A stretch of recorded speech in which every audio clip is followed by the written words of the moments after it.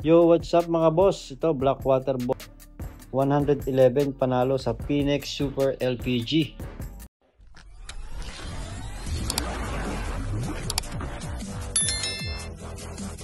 Matapos mag-points, 19 rebounds na double-double sa kanyang matagumpay na PBA debut kalaban ng Barangay King at umiscore ng 44 points at 13 rebounds para manalo ang Blackwater Bossing sa Phoenix Fuel LPG. Katulong ni George King itong si RK Ilagan kung saan gumawa ito ng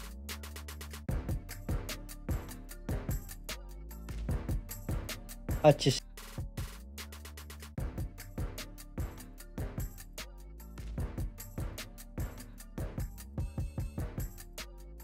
Nasayang naman ang napakagandang PBA debut ng 45 points, 10 rebounds at 8 assists.